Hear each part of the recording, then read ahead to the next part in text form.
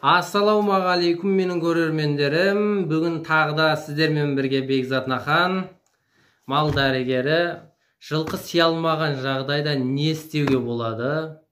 Жылқы сия алмаған жағдайда біріншіден оның себептері болады. Жылқыны зорығу, осы ауыл шаруашылығында көкпарға қатысатын жаңағыдай мықты бір аттар кейде сия алмай қалады. Сол сия алмаған кезде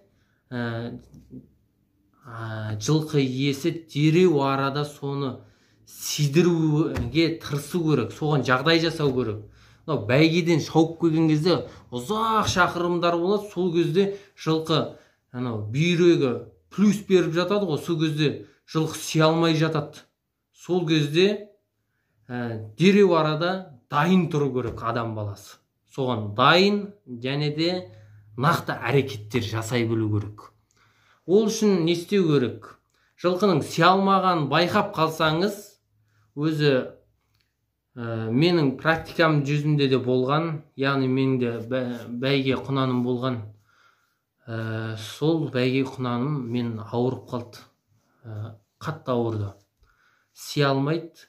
Сиген кезде сиіп, былай керіліп сигісі келеді. Бірақ жаңағыдай омасынан бір ірің дейді ғой, ірің сияқты нәрселер ағады. Сонымен қатты уайымға беріліп, сонымен ауылымнан жаңағыдай не алдым? Дәрілерді алдырдық та, лазекс алдырдық. Одан кейіннен лазекстен кейін компромасло алдырдық. Компромасло деген май. Мен толық атын ұмытып тұрмын, компромасло деп жатырмын қазір. Бірақ аптекалардан барып сұрап көрсеңіздер болады. Жаңағы соны бауырдың, яғни ұмасының үстіне, шаптың айналасына, жаңағы қуықтың астыңғы тас болады ғой, жылқының тасы, сол жақтарына жағып, тіпті ішек дейді ғой, артқа ішекке дейін жағып сигізген болатынбыз. Кейіннен уақыт өте келе сол құнанымның дерті асқынып кетті. Кейіннен құнаным қайтыс болды. Қайтыс болғанда өлді. Өзім кейін енді бәйге қатты жақсы көретін құнаным Дүлдүл деген, оны өзім көпсі басқаша ойлайтын шығар, бірақ енді басын өзім жерлеп не алдым. Енді жаңа неге оралайық? Компромасло дедік, оны аптекалардан сұрайсыздар. Мен лазексті анық білем. 4 ампуласын 100 килограммға саласыз. Одан кейін 15 минуттан кейін ношпа салсаңыз болады. Ол да ношпада екеуі бір нәрсе. Бір жаңа жылқы сиямаған кезде тамырдан салатын ампула. Содан кейін жылқы өзі әсері 20 минуттан кейін көрінеді, сиет. Бұл жылқының бір сия алмаған түрі бар, басқа да түрі бар.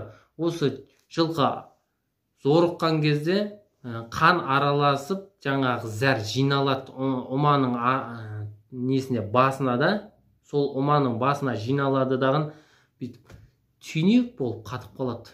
Ол кейбіреулер ойлайды, жаңа жылқы сиямай жатыр, жаңа лазексті салдық, ношпаны салдық, енді Бекзат не болды мынау? Неғып сиямай жатыр деп сұрақтар болатын шығар. Сол кезде омасын жығып алып, омасын басын көрсеңіз, жаңағы қатып қалған түйін қатып қалады, тіпті зәр де өтпейді, зәр түгілді тас сияқты қатып қалады. Сол зорыққанның әсерінен де бүйрекке тас түседі ғой. Сол тас түскен кезде бүйтіп барып, жаңа қуықтан кептелтіліп, өзі нығыздала береді, оманың басына нығыздала береді. Сонымен жаңағы зәр өтпей қалады даған, жылқы қиналып, ыңқылдап, жатып, аунап, сонымен жағдай бышт болып, ас қорыту да бышт болады.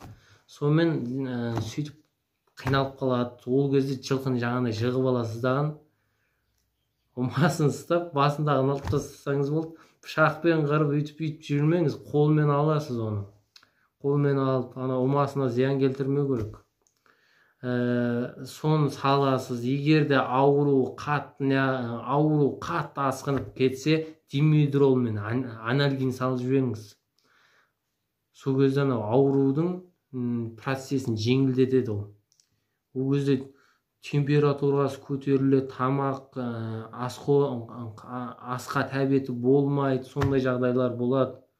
Соны жақсарту үшін анальгин мен димедрол салып жіберу керек. Осындай емдік түрлері болады. Мынау дәстүрлі ем түрлеріне келетін болсақ, кейбір адамдар не болады? Ырымшыл болады ғой бір адамдар. Солар бір төмбешікті қойып қояттан, бір жездесін ба, нағашысын ба, соң жатқызады да, құран бағыштап жүреді. Сол төмбешіктен жылқыны 2-3 рет айналдырып, ой болды, жазылады деп кетіп қалады. Ол дұрыс емес деп ойлаймын өз басым. Оның мақсаты, ең түпкі мақсаты ата-бабамыз, тіпті Құранда да жазылған, қабірде дауыстар шығатындығы, яғни қабірдегі азаптар болатындығы, сол дауыстың, яғни қабірдегі азаптардың айқайлап, шулап атқан дауыстарын жылқы ғана естиді екен. Сол жылқы қорыққаннан, жаңағы қабірдегі дауыс, енді өзіңіз ойлаңыз, қанша шыңғырып атқан Аллах Тағаланың құдіреті, сол шыңғырып атқан, қиналып атқан дауыстарды естіген кезде жылқы өздігінен сиіп жібереді деген татуы. Өздеріңіз өмірде де көрген шығарсыздар, қорыққан кезде адам баласының өзі сиіп жібереді ғой татуы. Сол сияқты сиіп жібереді да. Ұнаса лайк басыңыз, тіркеліңіз, бізбен бірге ветеринарлық саланы дамытыңыз.